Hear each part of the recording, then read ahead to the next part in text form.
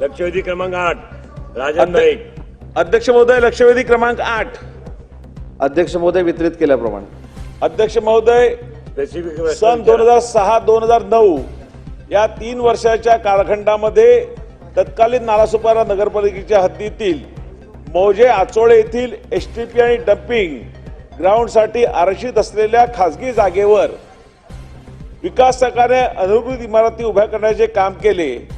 सन 2009 मध्ये महापालिका स्थापन झाल्यानंतर महापालिकेतर्फे त्या बिल्डिंगला घरपट्टी, पाणीपट्टी आकारण्यात आली व इतर नागरी सुविधा देण्यात आला.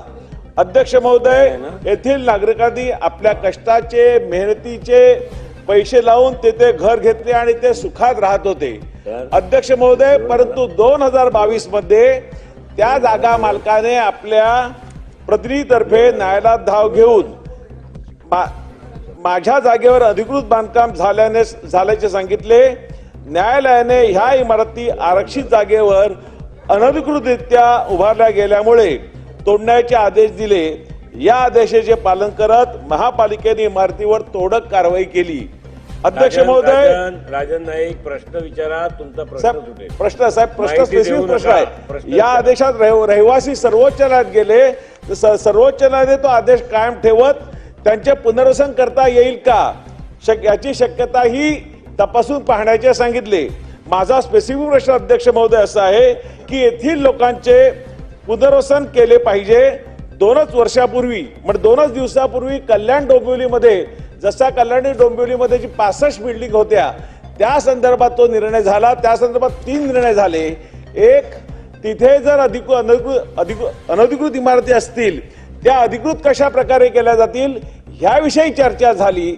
ज्या बिल्डिंग अनधिकृत आहेत परंतु आरक्षित जागेवर आहेत तर तिथले आरक्षण हटवण्याच्या दृष्टीने विचार झाला. त्याचप्रमाणे ज्या बिल्डिंग तोडता येणार नाहीत, इल्लीगल पण तोडता येणार तिथे पुनर्वसन कसं करता येईल ह्या दृष्टीने विचार झाला. त्याचप्रमाणे माझ्या नालासोपारा मतदारसंघातील हे जवळजवळ 2,500 कुटुंब आहेत त्याचाही विचार पुनर्वसनासाठी करण्यात यावा ही एक माझी आग्रही मागणी आदरणीय मंत्री महोदयाकडे राहील. धन्यवाद. अध्यक्ष महोदय, सन्मान्य सदस्यांनी वसई विरार महानगरपालिकेतल्या घरांबद्दल जो या ठिकाणी मुद्दा उपस्थित केला आहे. एक पहिली गोष्ट अशी की त्यांनी स्वतःच सांगितलं की ही महानगरपालिका 3 जुलै 2009ला स्थापन झाली आणि त्याच्या अगोदर सिडको असताना त्या संपूर्ण परिसरामध्ये जवळजवळ 41 इमारती त्या तिथे बांधल्या गेल्या. त्याच्यानंतर महानगरपालिका झाली, महानगरपालिकेनं पाणी जोडलं, सगळं झालं. परंतु सुप्रीम कोर्टानं